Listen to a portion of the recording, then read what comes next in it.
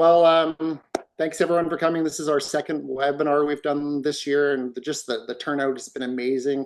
Incredible combination of guests who have been with us previously. Thank you so much. Many guests on board on the call today that are coming and joining us for the first time, and we're really excited to help you get ready for your expedition this year. And then others that just kind of wanting to learn something about Outer Shores as a company, what we do, and Haida Gwaii and Haanas National Park more specifically. So thank you all, and I'm really excited to chat about this. This is an incredible part of the world, and hopefully demonstrate that over the next hour or so. And here we go. Make sure this works. So yeah, a little overview. I'm gonna chat and introduce Haida Gwaii, and I want everyone to take away the difference between Haida Gwaii and Gwaii Haanas. One is the islands, the other is the National Park Reserve. So we'll say more about that. There's been some really exciting developments for Haida rights and title just this year. In fact, just in the last few weeks. So I'm gonna share that with you. Great news. I'm going to spend a little bit of time for those of you that don't know us, a bit about kind of the nature of Outer Shores, a little bit of the faces behind the company, and kind of our vibe, kind of who we are. Then we'll chat a fair bit specifically about going into the National Park Reserve, Gwaii Haanas, which translates to Islands of Beauty. We'll chat about some specifics that we do and during our expeditions there. And then, yeah, a bit about preparing for your expedition specifically. We'll try to have some question and answers for you and just chat, kind of open conversation, and then a few closing remarks after that. The first thing I'm going to do is, over the next while, I'm going to share some just spectacular photography. And I want to give a huge shout out to the photographers that we work most closely with, especially my good buddy, James Thompson. James has been coming with us aboard Passing Cloud and to all our expeditions since we started back in 2012. So he has, check out James Thompson Photography, coastal ecosystem photographer and jack of all trades. So thank you, James. Owen Perry, circa 1983. Owen's done so much of our photography, videography, website design, and so on, and just incredible. Check out Owen. And our good friends at Convergence Studio, Devin Carr and Christine Kofsky, who started working with them as photographers just recently, and dynamic duo, absolutely amazing. Yeah, photographers and friends. So, okay. Here we go. So I want to orient you geographically to Haida Gwaii, where it is here in the northeastern Pacific. Haida Gwaii translates to Islands of the People. And many of us Canadians and North Americans will have known the Queen Charlotte Islands.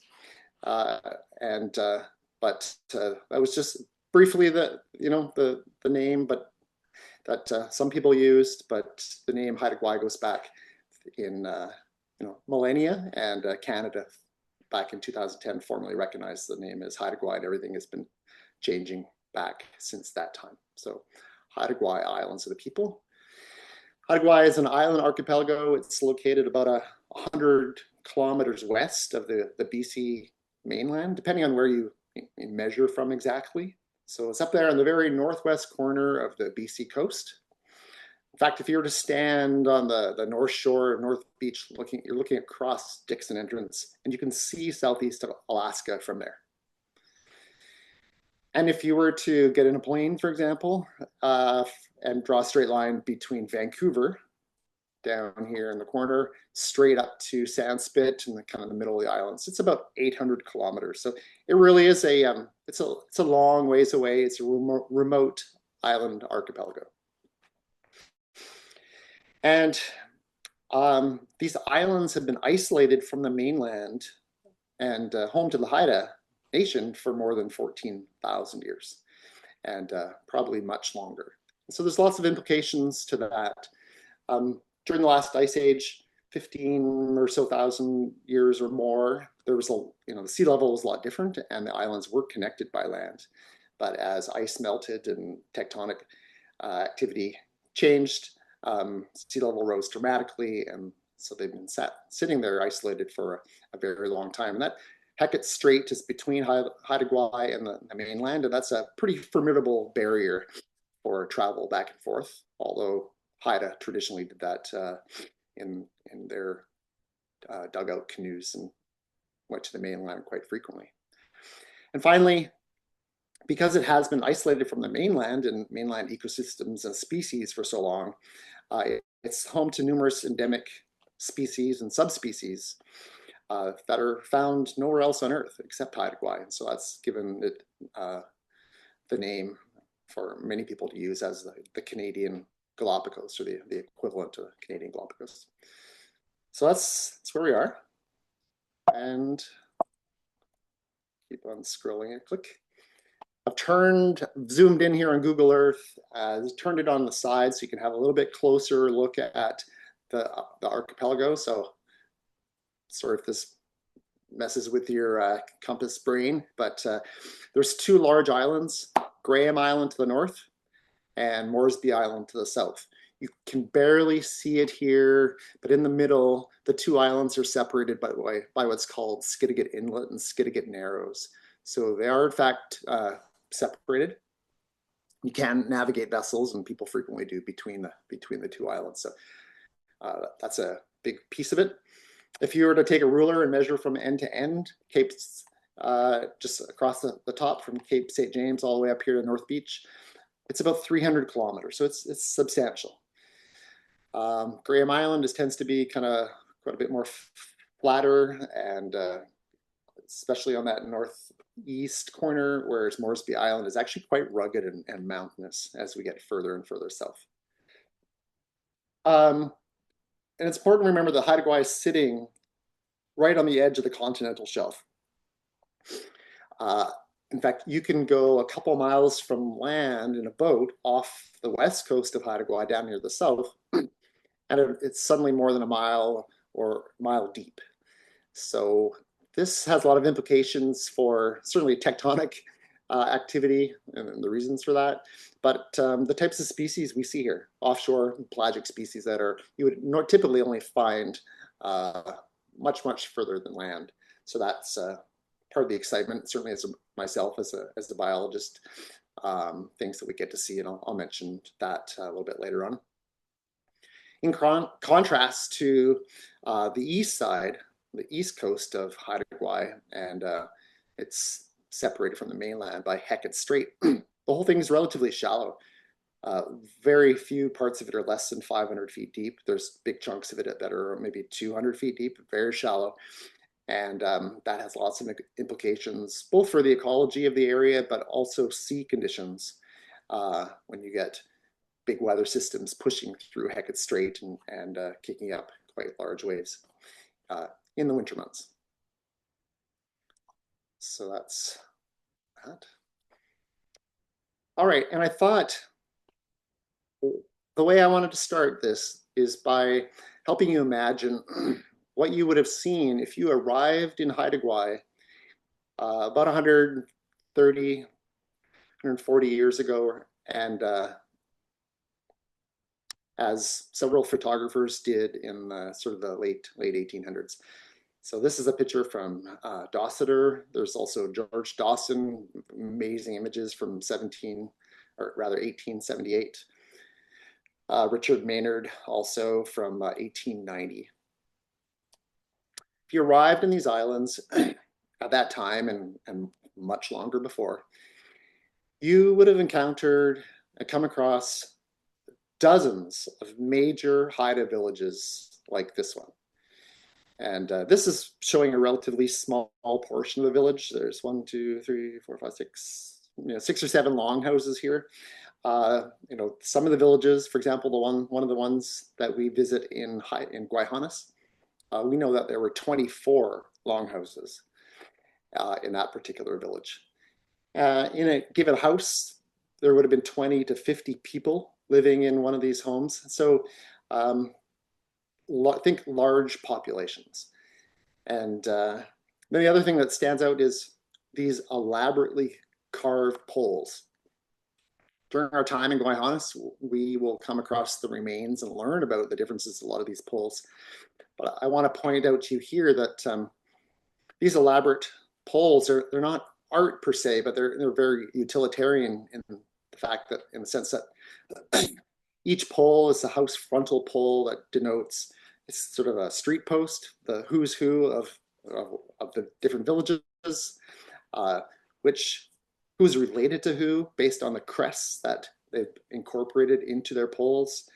Also denotes the access to different resources and in the territories that different families have access to and the rights to share with other community members and so on. So those are those very elaborate house frontal poles. We'll say more about those.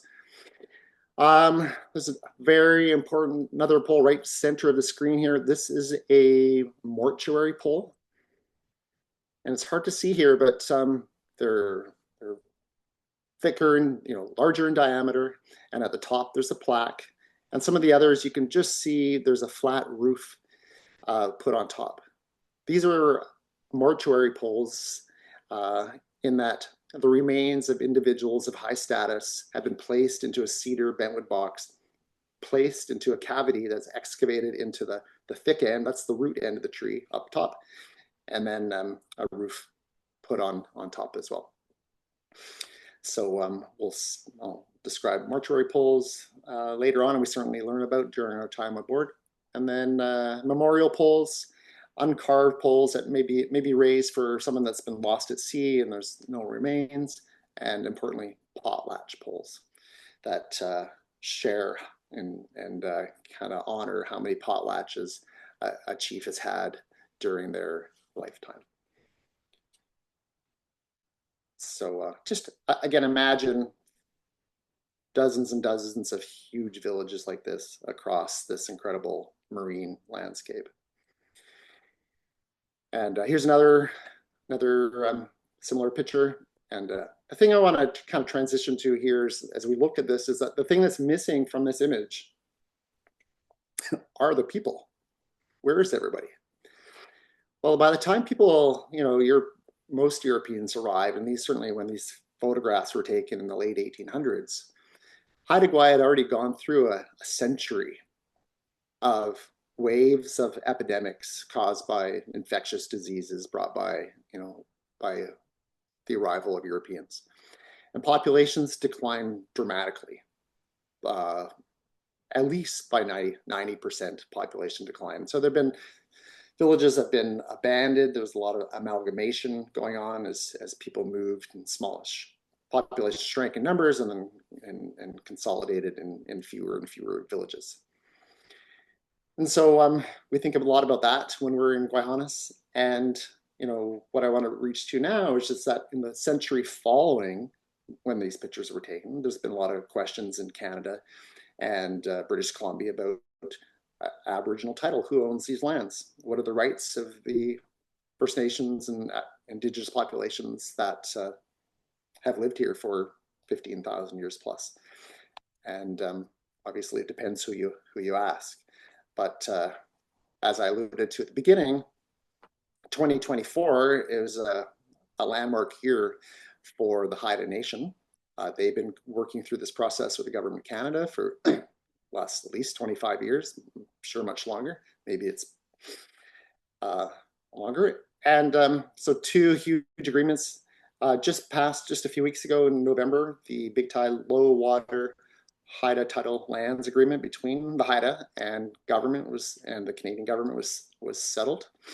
And earlier this summer, the Rising Tide Agreement between the Haida Nation and province of British Columbia, which have both culminated in the agreement and the settlement that the Haida Nation has Aboriginal title to lands of Haida Gwaii, if that wasn't obvious, and the rights that go with title. So I encourage everyone to check out the website of the Council of Haida Nation. These are really exciting times for the Haida as they chart their new course forward in this new sort of legal and social and economic landscape.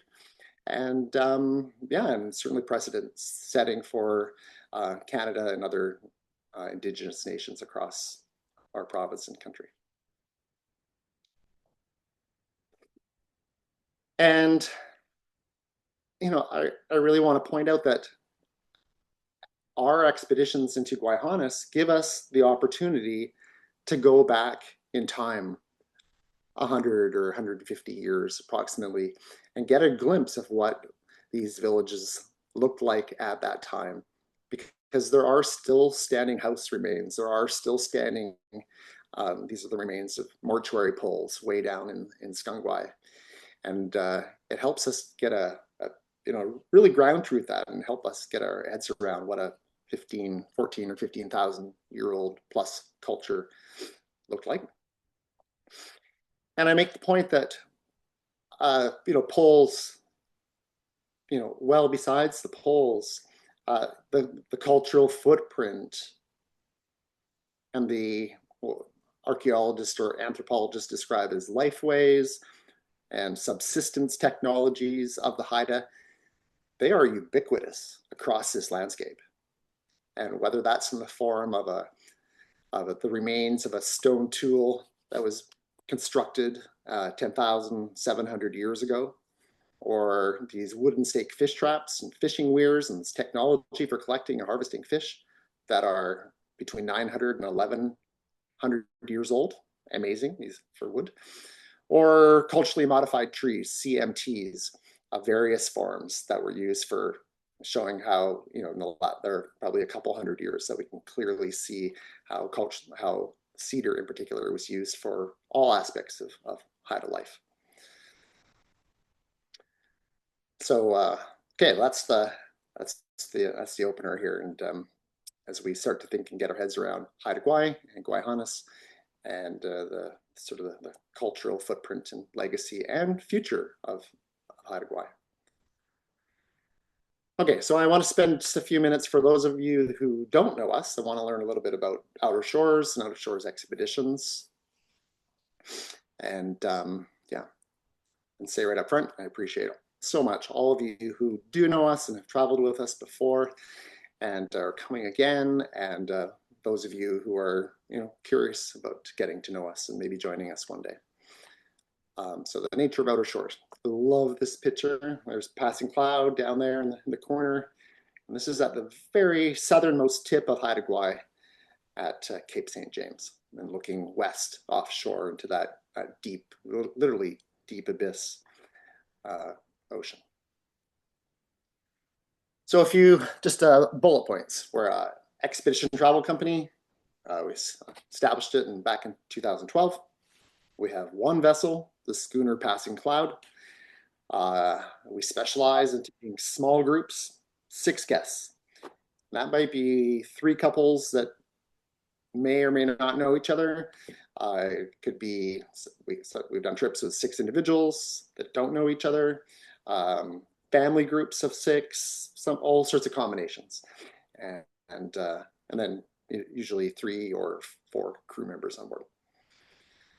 Yeah, I just can't emphasize enough that we are small. We're a small company. It's a small, and we're family owned and operated. It's me and my wife Rebecca. I'll show you a picture here in a second. And Becca and I both bring our marine science backgrounds to what we do as Outer Shores and the other things that we do in our lives. I'll say a bit more about that. But in particular, I mean, we do place an emphasis on education and sustainability in everything that we do as part of our expeditions and the company more broadly.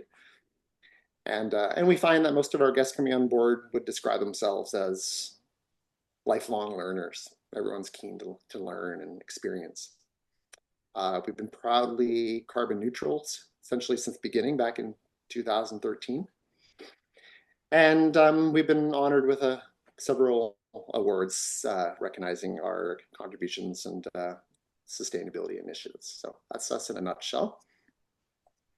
The faces behind the scene here. This was taken just a couple months ago. Myself, Rebecca, and our son Dylan. And here we are actually, interesting project. Back in August, we are working on a clam garden restoration project up on Quadra Island. It's super interesting. And we chat about clam gardens very often when we're on board Passing Cloud. And yeah, proud parents. Dylan, he's following in our footsteps, established in 2016. So he's getting in the water at a very young age. And here's his dad. Just briefly that, you know, I did my postgraduate work and postdoc at UBC and finishing in 2011. I'm a marine ecosystem ecologist. Yeah, I think about the nuts and bolts of how ecosystems work, especially these shallow subtidal nearshore environments that include kelp forests and marine fishes and others. So a little bit more about that. And then Rebecca and I met. She had finished her PhD already. We were doing our postdocs at UBC, and we were working on a lot of questions that, as academics, we would describe as social ecological systems, thinking about how the ecology of a system affects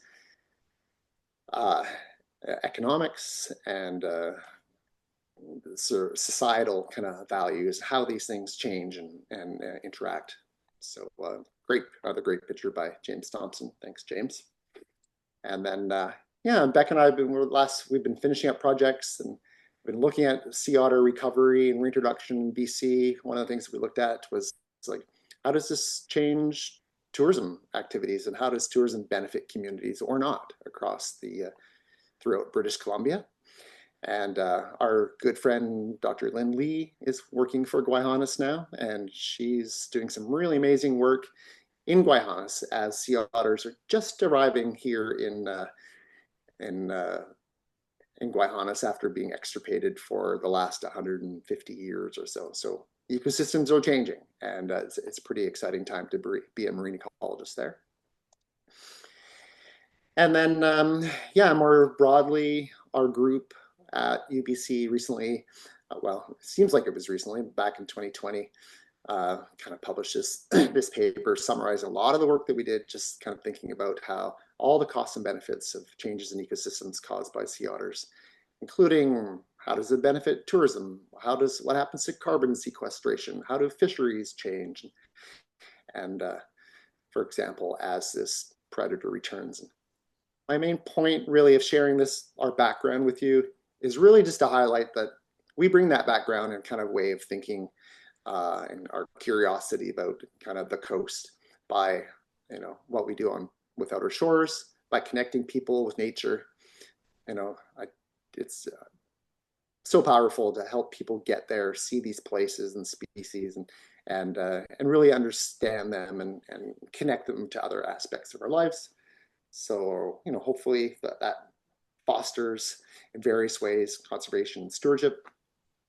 And then, you know, we incorporate sustainable ecotourism practices in everything we do.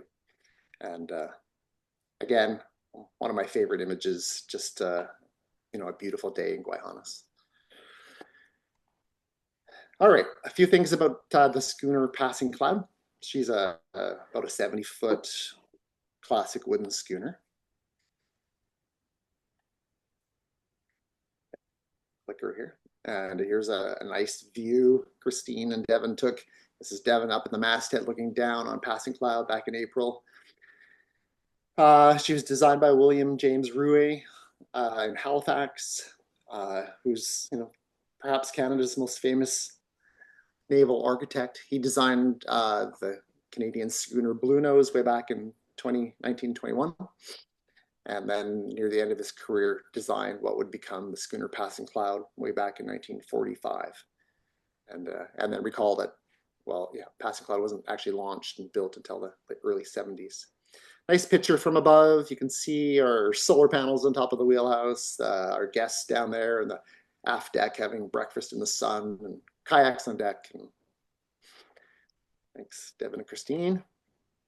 So she was built by a man named Brian Walker, launched in 1974 in Victoria.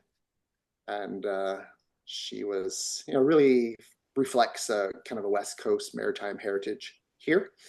And after launching, Brian's goal, his dream was to build his dream boat and then to spend Christmas in the Cook Islands.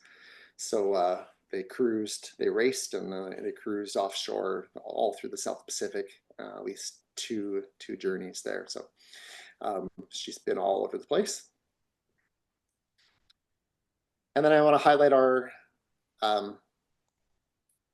the crew. I couldn't do this without our incredible crew, the Outer Shores crew, who I could speak to at length about all their amazing talents and backgrounds. But to summarize, they are professional and passionate about what they do as mariners, guides, and chefs. So a huge hats off to all of them, and just a few of our guides here who have been with us, some for many years, some for fewer, and absolutely amazing group of people. And our chefs specifically. One of our guests a couple of weeks ago said, Russ, afterwards, he said, I don't think you said enough about the food. So rest assured, we enjoy, our chefs are amazing, culinary school trained, and really, we have a lot of fun with food on board. So it's always something to look forward to. And here's a little example of the types of yummy, healthy, hearty types of meals that we enjoy on board. So thanks, chefs. You're amazing. Okay, so that's kind of a bit of the history of and the nature of Outer Shores in terms of our background and our vessel and our crew and general ethos on board. All right, so I'm going to transition now to Gwaii Haanas, which translates to Islands of Beauty, not to be confused with Haida Gwaii, Islands of the People. All right, so we refer to Gwaii Haanas because the full name is actually too much of a mouthful. So Gwaii Haanas is actually short for Gwaii Haanas National Park Reserve, National Marine Conservation Area Reserve, and Haida Heritage Site. So just collectively Gwaii Haanas. And you can see on the map here, this is showing Moresby Island, and everything highlighted in green is the boundaries of the national park itself, the land portion, and the NMCA, the National Marine Conservation Area, extending approximately 10 kilometers from shore in all directions. So importantly, Gwaii Haanas was established in 1993 in response to destructive forestry practices and the loss of Haida cultural heritage. And many, certainly Canadians, may remember from the early 80s when what was happening in Haida Gwaii and what would become Gwaii Haanas was making national and eventually international news as the Haida took a stand and said the destruction caused by logging specifically is just unacceptable. We cannot lose our forests. We cannot lose all the resources that go with that, from the cultural materials across the landscape to the villages themselves to salmon spawning streams and everything else. And the Haida would say that without the land, it's hard to be Haida per se. So some great historical photos here that I was able to pull offline and describe and share the sources here. But there on the left, two Haida elders in traditional regalia that are speaking with the loggers who are trying to go to work, and they're just simply saying, no, you're not continuing. And you can read up on this, and we chat a lot more about it on board. There's several great books chronicling these events. But this is what eventually led to the Moresby Agreement in 1986 and the creation of Gwaii Haanas officially in 1993. And so this is the raising of what's called the legacy pole, commemorating the 20 years of cooperative management of Gwaii Haanas by the Haida Nation and the Government of Canada since 1993. And so this was taken in 2013, and we were lucky enough to be there and during our first operating season in Gwaii Haanas, and our guests and crew were there pulling the lines, raising this, helping raise this amazing pole and celebrating this incredible event. And I've taken this from the visitor orientation that all visitors going to Gwaii Haanas have to undertake, either with Gwaii Haanas themselves or by the tour operator that you're traveling with. And we deliver it on behalf of Gwaii Haanas, the National Park Reserve. And just to say that, we go into more detail in the orientation, but the guiding principles of how Gwaii Haanas is managed cooperatively are employing the principles of respect, interconnectedness, giving and receiving, responsibility, seeking wise counsel, and balance. And each of these designs that go with these principles have specific purposes and why they've come up with a way why they represent these principles, and as designed by Tyson Brown. And they are sort of all-encompassing into the thinking and about Gwaii Haanas and how it's managed and cared for and what it represents to the Haida and I'd say as global citizens more broadly. From a more user perspective, this is what Gwaii Haanas looks like. You see the boundaries, the marine boundaries. I want to point out that the light and darker shading in the ocean component represent areas that are closed or open to commercial or recreational fishing. So about half, almost about 50% of the NMCA, or the marine portion, is closed to fishing. So these are marine reserves intended to protect a wide variety of marine species and target fishery species. And then the watchman sites that we'll talk about quite a bit, which are a huge component of our visits into Gwaii Haanas. So going from north to south, Kuna Ilnagwai, or Skidans, it's just outside of the park boundary or the Gwaii Haanas boundary.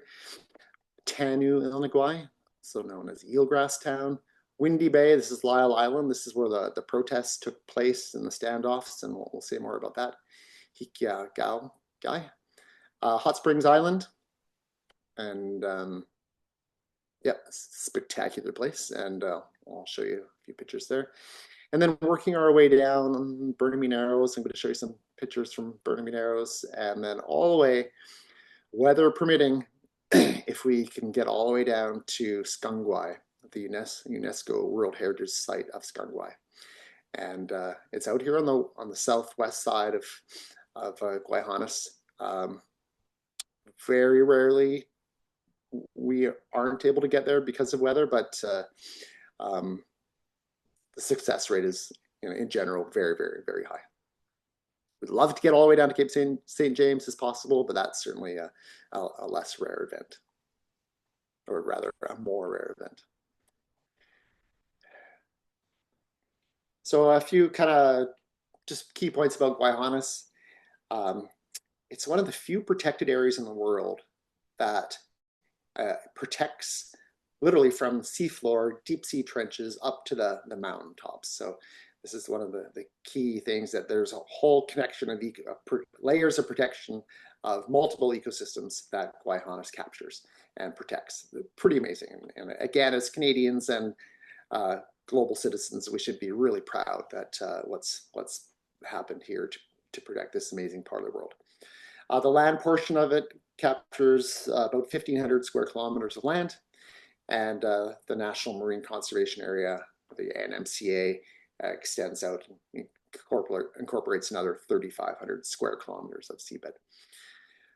I love this picture. Thanks to Joe Crawford for this one. It captures species that I've worked with quite a bit. These are copper rockfish and black rockfish primarily in this photograph.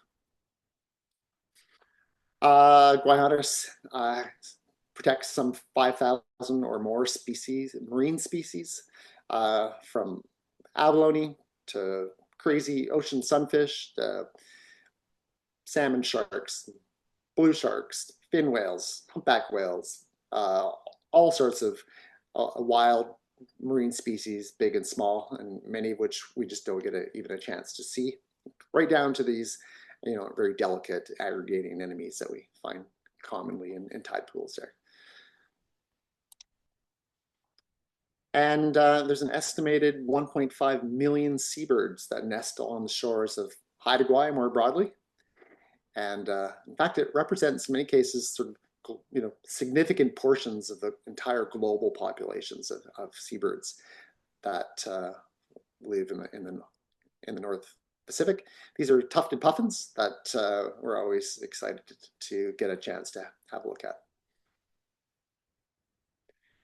And other seabirds, pelagic seabirds, including on the left there, and northern fulmars, the close cousin of the puffins, the rhinoceros auklets, center stage.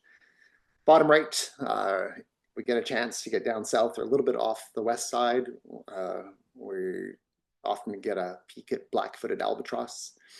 And then this is a juvenile bald eagle you see there in the top right, taken by James Thompson. And common murres, nesting sites for common murres. And yeah, I was just reading an article recently, just understanding, we've had this series of marine heat waves and the ocean blob through, over the last decade. And, it really had negative impacts on seabird populations, and including common murres, and that we're just now starting to understand. And having protected areas that provide benchmarks and sites for monitoring to help understanding how these species change in response to changes in ecosystems is critically important. Because of where Gwaii Haanas is situated on that edge of the continental shelf, there's this really great kind of mixture of different species of whales and dolphins that have been reported or recorded here, including humpback whales. My favorite encounter has probably been sperm whales. If you get way out on the west side. There are actually 3 different types of orcas or killer whales, and that the third type is little known, called offshore orcas. Occasionally they're sighted in Gwaii Haanas, and all sorts of kind of rare dolphins. So there's a few species here. The killer whales I already mentioned, thanks to our guest, Mark Langton, who got this amazing picture of a mammal eating killer whale hunting seals in during his trip in Gwaii Haanas.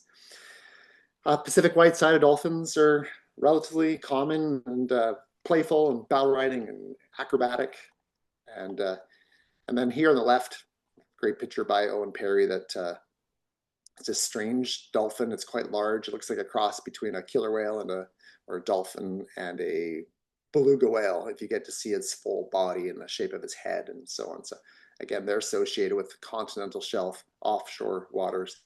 But for some reason, they come into the shallows during the summer, and we get to see them occasionally in Gwaii Haanas. And then, as I mentioned earlier, that just the extensive history of occupation. There's more than 700 recorded archaeological sites throughout Gwaii Haanas and Haida Gwaii that affirm and that reinforce the oral history of the Haida, and their at least 14,000 year history of subsistence and living here in this remote island archipelago. This is a picture of me. Again, I'm taking a picture, my iPhone, of these amazing wooden stake fish trap complexes that we see in some of the river systems here it's amazing that this wood has lasted, preserved by the clay and changes at sea level. Again, most of these have been aged at close to 1,000 or 1,100 years old.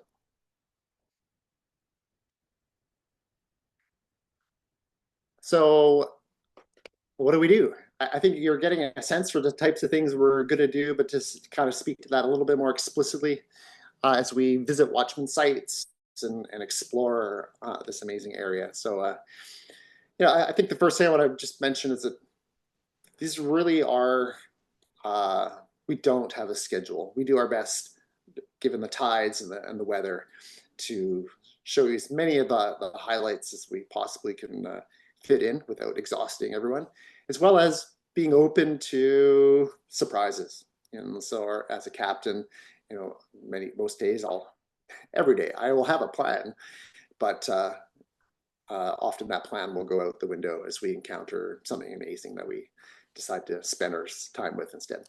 So Haida Gwaii is famous for its big trees, and we will see some big trees for sure, and like this one. But really, the cornerstone of our experience in Gwaii Haanas is visiting, maybe not all, depending on the weather, but as many as possible, or makes sense in that particular 8 or 9 days, visiting the Watchman sites.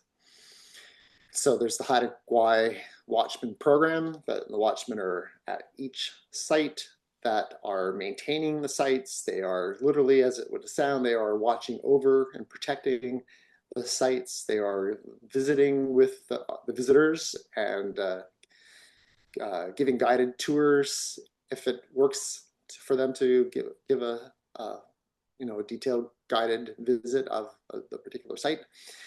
And it's a huge part of just getting to visit. The Watchmen, without exception, are knowledgeable, generous, passionate, and just incredibly welcoming. So it's a huge part of our time there. And I've shown this. This is actually a zoomed in portion of that legacy pole from Windy Bay. And this particular element of the pole is referred to as 5 good people. And this is meant to represent the Haida elders that stood arm in arm in the blockades on Lyle Island to stop the logging that was happening there, and which eventually led to the creation of Gwaii Haanas. And it's been one of everyone's favorites, that if you notice that at least 2 of the watchmen shown in this figure are wearing rubber boots, like sort of a contemporary take on watchmen. So again, going from north to south, the village on the Watchman site of Kuna, Ilnagwai, also called Skidans. If any of you are followers of the art of Emily Carr visited Kuna back in the early 1900s, and she painted several of the poles here, including her famous eagle, the painting of an eagle crest, an eagle pole, which you can find in various places and is still there at this site. It's only recently fallen in the last less than 5 years, which is pretty amazing. Tanu, Ilnagwai, this is the village I mentioned that there's no standing poles remaining here, but there are the remains or the outlines of 24 longhouses. And here, Grace, our watchman, is sharing some information with us about just the traditional uses of plants, in this case stinging nettles, and how they were used for harvesting the fiber to make nets and other things. And then Windy Bay, so where there's the legacy pole on the right. It's back from 2013, Watchman cabin in the middle, and the cabin on the far left there. This was actually a longhouse that was built to support the protests on Lyle Island in the early to mid 1980s. So now, as part of a Watchman site, we get to visit this longhouse and have a look inside. Kayakers sometimes camp there. And this is actually about to, if you're joining us this summer, I believe they're going to start a kind of a restoration project to, it's been there for quite a while now, so it needs a little bit of fixing up, but pretty neat to visit. And then this is we were there in the days before the legacy pole was raised, and so here a Haida artist is putting the final painting touches on the legacy pole just before it was raised the following day or maybe even the same day. It was really a race to the finish to get it all finished and lifted. So thanks to Ryan Flett for this great picture. And then yeah, I just can't emphasize enough, like the watchmen become friends, and to us as crew and frequent visitors there. This is Mary Russ and her daughter Raven, and at Windy Bay. I just love this picture of her and the legacy pole. And thanks to Owen Perry for that. Hot Springs Island. Some people have heard that way back the hot springs had been actually they turned off. In fact, it's true. When I first started going to Gwaii Haanas as a guide and captain for another company back in 2002, 2003, the hot springs were quite different. Then there was an earthquake in 2012 that turned off the hot springs, and then eventually over the next 5 or so years, the hot water seeps started to come back, and so they've been the Gwaii Haanas rebuilt they built new pools around the locations of the new springs, and it's an amazing place to visit and soak. And some days, depending on how much rain there's been, the water can be literally almost too hot, so you can't quite get into. But commanding view across Juan Perez Sound and out across over to Moresby Island in the San Cristobal Range. And there's a beautiful forest walk associated with getting to the Watchman cabin and the hot springs themselves.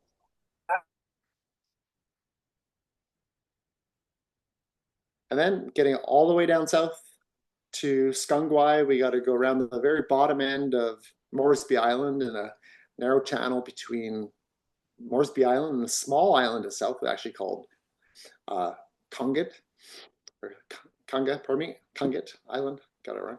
And we transition out to the west side. It's like kind of going through a portal into another ecosystem, and a whole other feel out there in terms of weather and energy and temperature, and we get to this remarkable village that was was the major village of the Congit Haida, and it was a year-round or a winter village site where the Congit gathered and lived throughout the wild winter weather of a region that can see ocean swells of 10 to 12 meters surrounding their island, and hurricane force winds and more. So it's a pretty awe-inspiring place, including this sort of grove of standing mortuary poles that our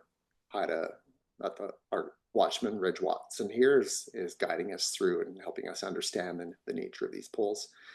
And I'll mention too that Skungwaii was designated as a UNESCO World Heritage Site back in 1981, I believe, just to recognize the globally significant cultural value of Skungwaii, also known as Anthony Island.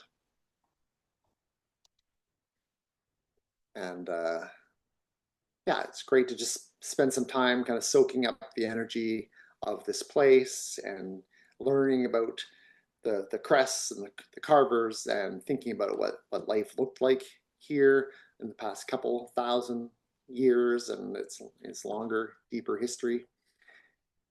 And this picture, I chose this photograph because I took this in 2019. And what you can see if you look off into the left of the image is that there's several downed trees. And in fact, this was hit by a major storm in October of 2018, just after the season had ended. And there were down trees all through the village and around the village, and everyone was really nervous and worried that the poles had been damaged. But fortunately, none of the poles were damaged. But what it did reveal is that under the root systems of these trees was just a lot of archaeological and cultural materials. And so the past 3 or so years, Gwaii Haanas and so the Haida and Parks Canada have embarked upon an amazing, it's called a living landscape archaeological projects. And you can find these on YouTube and summaries of what they found each year. And it's provided some amazing insights into, again, what it was like, what the lives looked like at these sites thousands of years ago.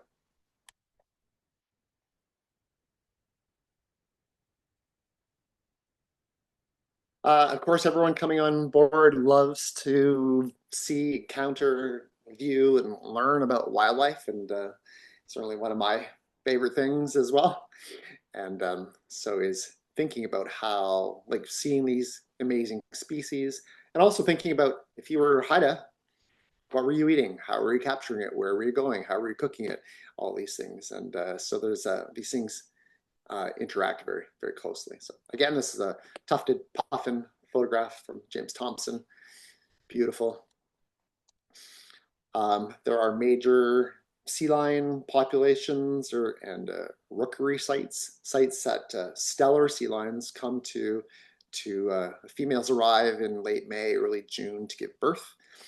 And then the males arrive, a month or a few weeks later, a month or so later, when mating happens, and then all that business is done, they kind of disperse and do their things for the rest of the year. So the major gathering spots for the important to the biology and ecology of sea lions, which were, of course, also a great food source if you were Haida. And I chose this picture from Owen, just showing down here at the waterline these new kind of pups of the year. So these would have been born just in the past few weeks, and they'll still be nursing from their moms.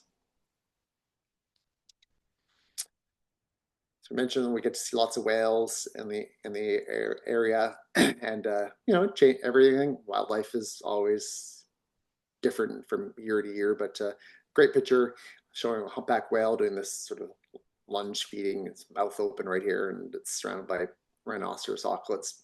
It's gulped a bunch of forage fishes, and really nice to look at its baleen and all the barnacle scars on its lower jaw.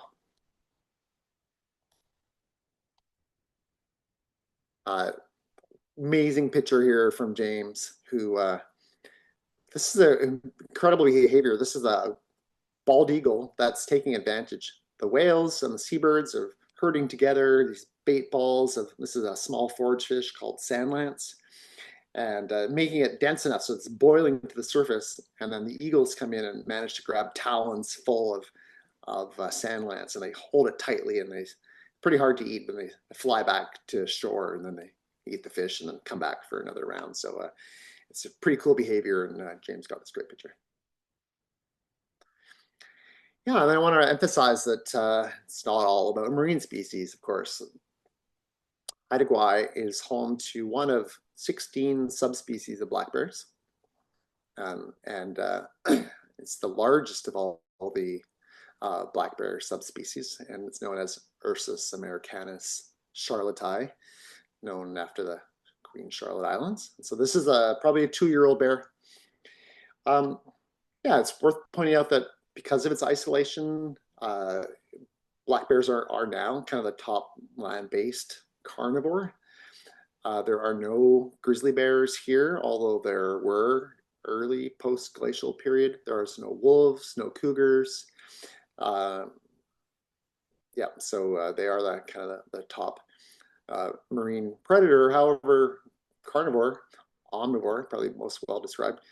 They're very marine resource based. So they spend a lot of time down in the intertidal, flipping rocks, digging up clams, eating small fish, and crabs and barnacles and mussels and so on.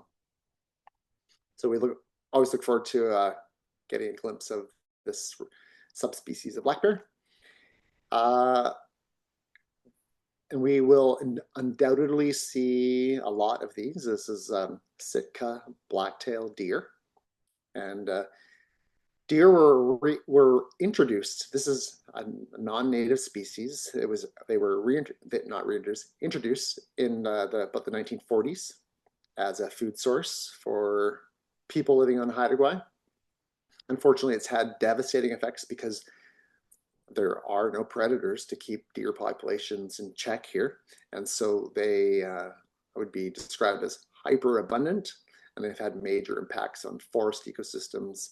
And as a result, seabirds that rely upon that forest cover to protect, in many cases, their they're ground nesting seabirds. So we talk a lot about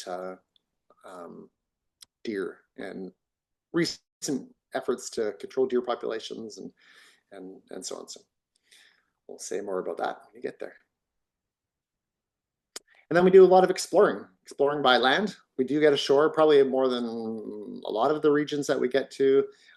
It's just, we have more opportunity to get out and to go for short walks and explore these landscapes. This is one of our favorite places, going a walk into this bog ecosystem. Warm, sunny day, and all sorts of bog plants, and we hope to get a chance to see the only native amphibian here in Haida Gwaii, the western toad, and they tend to breed and give birth here in bogs. So pretty fun.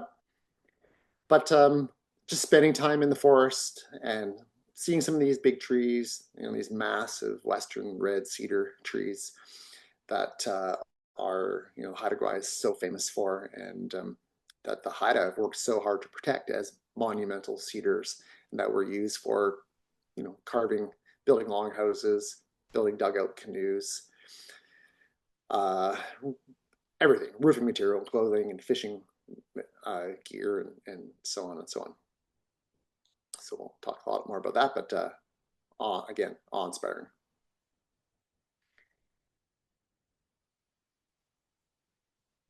And yeah, you just can't get enough of looking at these big trees with a big open mossy understory, which is magical in its own way, but actually as a result of these hyper abundant deer populations that keep those understories open. And then we do a lot of exploring by sea. Whether we spend a lot of time in our small boat here, our skiff that this is me driving. I love getting into little narrow places and just looking around. You never know what you're going to see. This happens to be one of my favorite particular areas or sites. It's called the Gordon Islands, pretty close to Gwaii, out there in the southwest corner of Haanas. And Passive Cloud is a sailing vessel, of course, a beautiful sailing vessel. And so we love to get our sails up whenever possible and turn off the engine, just glide along by sail power alone. It's one of our favorite things. We are avid sailors and mariners, and it's just, yeah, it's awesome. You can tell by Captain Matahill here on the far right. Look at the big grin on his face. He's just having the time of his life out there sailing Gwaii Haanas. And this is a stunning photograph from James Thompson as Captain Matt LeMay. He's got the Jennifer up.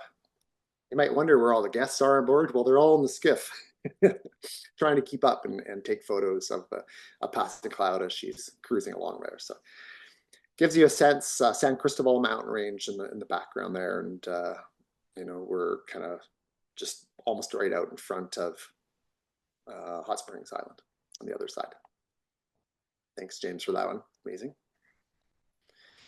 Kayaks, we have a couple kayaks on board, and we get them in as much as we possibly can. It's a great way to explore our anchorages in the morning or at the end of the day. This is one of our crew members, Eric Burton, and he's gotten in the water some snorkeling gear, but more and more we get guests bringing some snorkeling gear because they just want to get in and have a peek underwater. And then one of our highlight destinations for sure is this area called Burnaby Narrows, and this beautiful drone image. I should say I've shown several drone images. They're all taken in kind of the 2015, 16, 17 era. Drones are no longer allowed in Gwaii Haanas, so we feel kind of privileged to have been able to take a few photographs of these aerial landscapes before that changed. So, but Burnaby Narrows is this narrow passage between Moresby Island and Burnaby Island to the east, and it almost dries up. During. Someone's got their mic running. Zach will probably try to mute everyone. Yeah, and basically it stops. When the tide goes out, it's almost complete. It's non-navigable, and you could walk through the whole thing. So It has about, when it's flowing, high current flow here just supports an incredible biodiversity of marine life that we go. And it's like a big aquarium that we get to go and explore. So there's just a few pictures here of, here I've got a giant big moon snail on my hand that people are either enthralled with or totally grossed out by. I remember Amaya, who's been in the water and bring up some specimens for us. And here, a group of guests from last early July, I believe, in the skiff with us. And yeah, Sue and Jan, I see you there. And this is our chef, Courtney, who has been like, she's our chef, she's our deckhand. She's become an amazing naturalist in her own right. And I think she's after my job too. Soon she'll be captain. So there you go. And looking underwater, just giving you a sense, like it's famous for these like kaleidoscope of bat stars using every color imaginable, taken by long time crew with us, Oriana Smythe. And I had to throw in a video because I am a marine biologist. I couldn't have a talk without showing you a quick clip of what it looks like when I go underwater. Here I am underwater with a GoPro and just have a very short view. Today in invertebrate arrows. But you know what I mean? Like really big. Back underwater. All sorts of sea anemones, cold water, cup corals, kelp. My favorite, one of my favorite marine fishes is perch. Incredibly colorful, looks like a tropical fish. Bear in mind, this is all in about 2 meters of water. Urchin, oceans of urchins, sea anemones, sea cucumbers, and all kinds of plumose anemones and rock scallops. And then if you get into these crevices here, you see cucumbers and one of my favorite, another favorite fish, the copper rock fishes, these kind of curious, kind of underwater puppies almost. So there you go.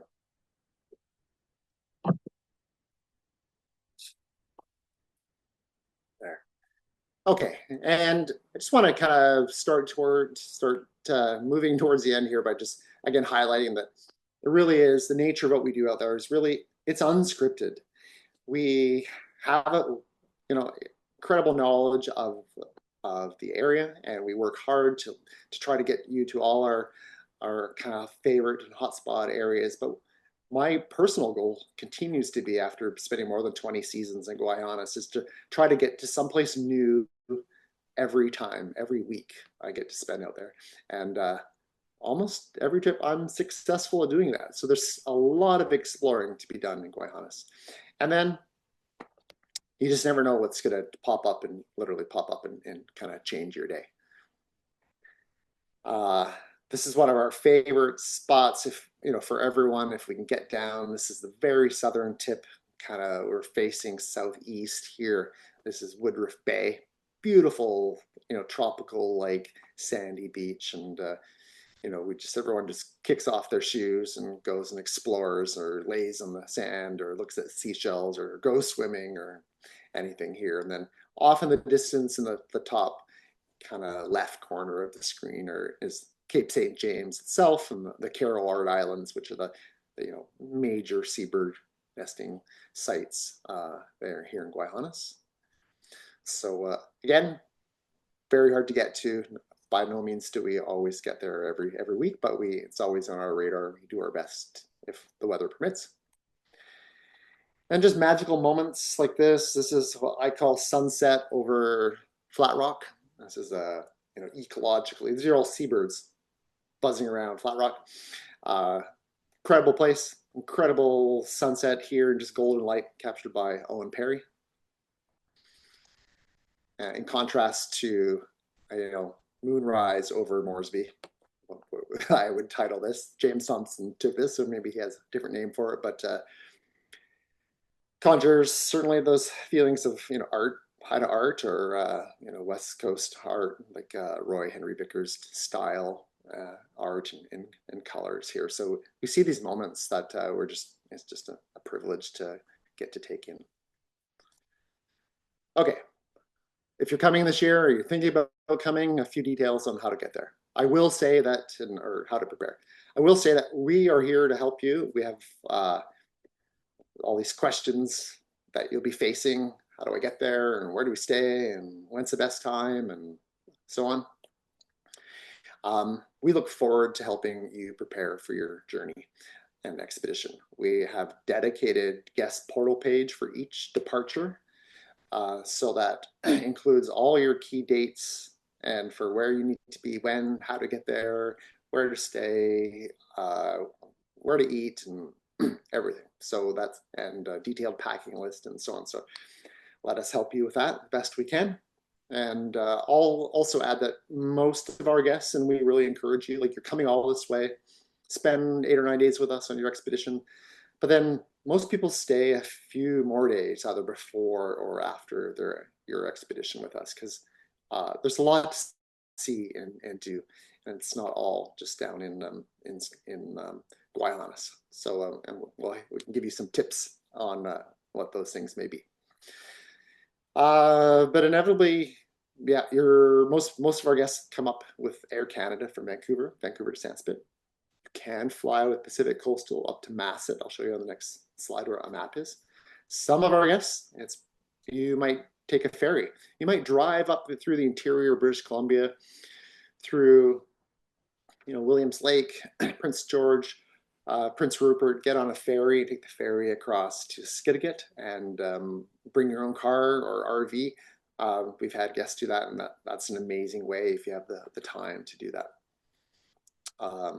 All of our expeditions start and finish in Sandspit, and we ask that you generally either need to spend the night before in Sandspit, or Dodging Guides also tends to work. I'll show you where that is.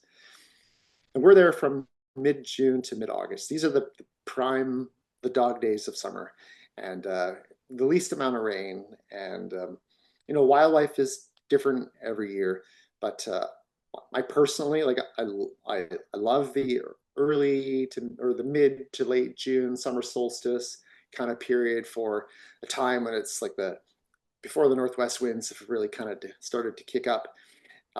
Big tides, solstice, it's an amazing time through to mid-August, like maximum humpback whales, fin whales are arriving. There's so no matter when you come, there's something special going to be happening during that time. So that's our window. Back to this map, I've turned on its side here. Bearing in mind, so Sandspit Airport right here. If you take the ferry arrives here at Skidegate. You might stay in Skidegate or Dodging Guides. There's several accommodation options and food options, and Gwaii Haanas is based in Skidegate, and the Kai Center, the Haida Heritage Center, is in Skidegate. So there's a lot going on that side of things. If you go up to Masset and Old Masset, that's way up here in the north, and it can be a little bit hard. Most of our guests rent a car and drive between the two. There aren't really good regular public transit options between Masset and Skidegate. I didn't add it here. I should have. Sorry to my friends who live in Talel. It's kind of here in the middle. And then there's regular ferry service going across Skidegate Inlet from Skidegate over to Alaford Bay. And our day one of your expedition, first thing in the morning, we pick you up in a passenger van, either in Sandspit, or pick you up at the ferry terminal if you're coming across from Skidegate or Dodging Guides. And we drive, our ground transportation provider drives us and our crew and guests and food and all that stuff down to Moresby Camp. That takes about an hour. That's gravel road, logging road, keep an eye out for bears and deers and yes, logging trucks. And then expedition, this is where you'll join the Passing Cloud. She'll be anchored up here, and you'll come on board, and then day one, head around the corner, out Kamshwa Inlet, and cross into Gwaii Haanas itself. And so over that 8 nights, 9 days, we hope to get all the way down out here to Skungwaii, the very southern side, and in a perfect world, down to Cape St. James and Woodruff Bay and bottom of Kungut Island. But once you get on board, you don't have to worry about any of that. Your crew will make all those kind of planning and destination type decisions for you. Big question by everyone, and rightfully so, is like, what do we wear? How do we prepare? And I think you probably already got a sense. You kind of have to be prepared for everything. If you were on our Great Bear Rainforest webinar a couple of weeks ago, you'll notice in the pictures ahead, there's a lot less of guests wearing our big heavy orange rain gear that goes on top of your rain gear. So it does rain less given the time of year, but you still need windproof layers, insulative layers, but also sun hats, baby gloves. Please bring your binoculars. I see a couple of guests here have binoculars, super important because there's lots to see. So, but just a few more images of guests in action as we go through Gwaii Haanas. Here we are, we're having breakfast on the aft deck. That's me, short pants, and it's warm and sunny, beautiful morning in Gwaii Haanas. There's Dick and Margie from Seattle. This is back in our June 19 to 27 expedition this year. We're exploring an estuary. Everyone's got kind of warmish gear on, but it's not rain gear. We provide rubber boots and additional rain gear to supplement yours if needed. And yeah, this is just a fun picture on the right here. We've pulled up come across a fishing float that has this, these are pelagic gooseneck barnacles. Pretty weird animals, but just tells us that this thing has been out there floating in the open ocean for several years. And then there are beach days. So this is me in later in one season. You can see I'm in shorts and t-shirt and like sun hat and like tanned, like season in Gwaii Haanas. So bring it all. Bring your bathing suit. Go to the beach. Go swimming if you like. Go in the hot springs. Bring your Gore-Tex jacket and insulative layers and windproof layers. Even when it's warm out in August, warm August day, it's cool to be on. It'll be a cool breeze. So a little bit of everything. Another beach day. Rob and Deirdre Keefe, thank you so much. Big smiles. Love that day. And yeah, George and Irene with the legacy pole. Thanks, you two, for coming on so many journeys with us. And Renee and Lauren down here at the bottom. Windy day in Gwaii Haanas. And here we are passing cloud, headed for the Cape. We're off the west side, and we got Cape St. James and the Carroard Islands in our sights. All right, there we go. So happy to answer any questions you have, and then chat, and then we'll kind of close down the webinar. If you want to answer, we can a little more informally chat afterwards. But I think Zach's going to come on now, and he'll take some of your questions and pose them to me. Yeah, we'll just have people ask their questions in the chat on the side. So Jamie's asking, do you or did you sail to other areas outside Gwaii Haanas National Park too? Anywhere else sheltered enough in Haida Gwaii to sail to? No, no, we don't. Yeah, there's, with the exception of starting when we start outside of the boundaries of Gwaii Haanas, everything takes place from those protected waters of starting in Kamshuai Inlet, kind of working our way down and fairly quickly in day one, typically on day one, getting into the narrow passages and the islands and all those protected anchorages, bays and inlets that provided by Gwaii Haanas. We have had, and it's still on my radar, one day I would love to go down the west side and explore out there, but not currently. So to answer your question, no, everything's in Gwaii Haanas. That's really where just we have that right balance of access to all the amazing things provided by Gwaii Haanas, but also protected waters. All right. And Josh was asking us, is there any chance to drop a line and catch your dinner? There's some, I mean, it's interesting well, I mean, I've been in this kind of small expedition travel world for the past 20, almost 25 years.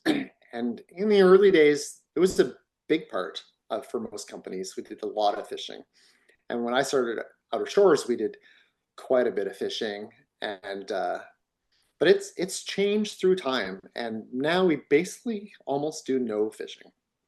And the reasons for that is that um, there's some blurry lines and challenges in terms of licensing with respect to being a commercial operator and us catching fish and serving it to our guests. So that's actually not allowed. um, now that, and, but as a guest, you could put your line and catch a fish for sure. But now that it's a National Marine Conservation Area, we have to work that much harder to make sure that we are not in one of the closed areas. And so that poses some sort of just logistical planning challenges. And yeah, I'm typically on board. Maybe one person wants to fish, but the other 5 people don't want to put the time into everything that's involved with catching and processing fish at the expense of maybe doing something else. And so our philosophy most recently, especially in Gwaii Haanas, has been we buy our fish from local fishers, mostly through Finest at Sea. And so we enjoy the best worlds of having locally caught seafood that supports commercial fishers. But we don't put the time in ourselves to catch that fish because it can be quite time consuming. So I hope in the future we're going to do more video fishing. That may not appeal to everyone, but sending cameras down, looking at fish. I'm truly a fisheries guy, so but I hope that answers your question. We do set crab traps and prawn traps a little bit, but mostly that's been changing. And other areas where we operate on the coast, there's just more and more fisheries closures for conservation areas. Not that there aren't fish that make it something that we don't do as much of. All right. And Julie's asking, is there a recording of the Great Bear Rainforest webinar that can be watched? Yes, there is. You can find that on YouTube, youtube.com/@outershoresca. You can find it, but I've also just shared the link to that in the chat as well. So if you need to grab that from the chat, the link is there. And we are working on getting, now that we've done multiples of these webinars as of today, a webinar page up on outershores.ca. So you'll be able to find them all there. Next question for you, Russ, is Outer Shores obviously respects the Haida Nation. How are the Haida supported by these spectacular trips? Awesome, thank you. Yeah, a number of ways, really. Like you as visitors at coming and spending time flying in and out of Haida Gwaii, spending time putting your dollars into the community in the form of restaurants and car rentals and accommodation and various, going to the museum and visiting local Haida artists, spending time and your dollars in the community. That's a huge part of contributing to local Haida-based economy. Then when you go into Gwaii Haanas, there is a visitor fee that we pay on your behalf. It's part of your expedition fees, but that goes into Gwaii Haanas itself and supports the infrastructure supported of Gwaii Haanas, required to support and operate Gwaii Haanas as an institution, as an employer. It's a big employer of Haida people in the community. Yeah, then finally, there is what's called the Gwaii Haanas Tour Operators Association, and beginning last year and continuing into this year, we are taking a portion of our expedition fees each year based on the number of guests that we take annually, and collectively pooling that and giving that directly to the Watchman program specifically. So yeah, economic benefits in multiple ways. All right, I think that's all the questions. And of course, you can email us info@outershores.ca if you have another question that comes up and or want to join us. But that seems to be all the cues that are coming through on the chat, Russ. Awesome. Okay, thanks, Vern. Well, I'll just move on to the kind of few closing remarks. Now, we have bad news and good news. As of a couple of days ago, we just sold our last spaces in our Haanas season for 2025. So we're currently full, but we are taking a wait list.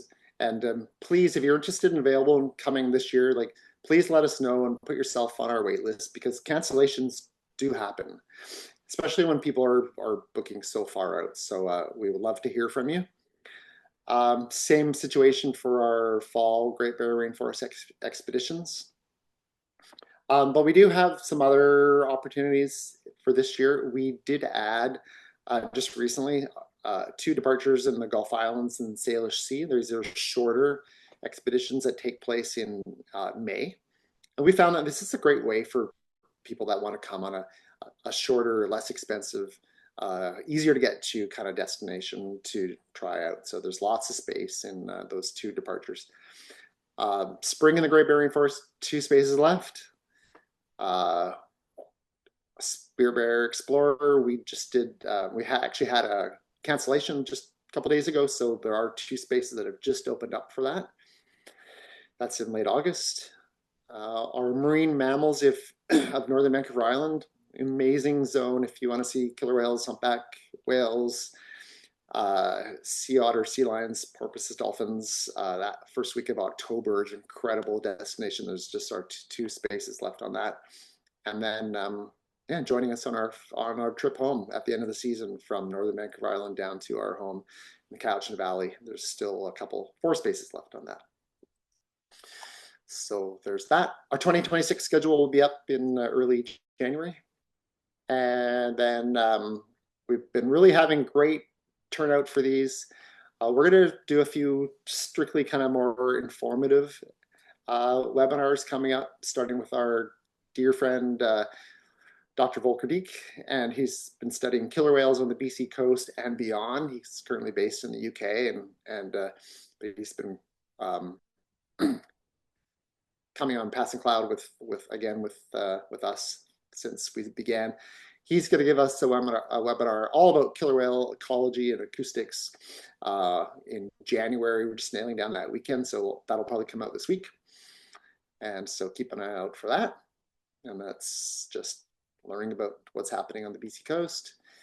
And yeah, and that's it. Last picture from James Thompson. And again, I can't tell you how much I appreciate everyone joining us and your curiosity about Haanas and our expeditions there.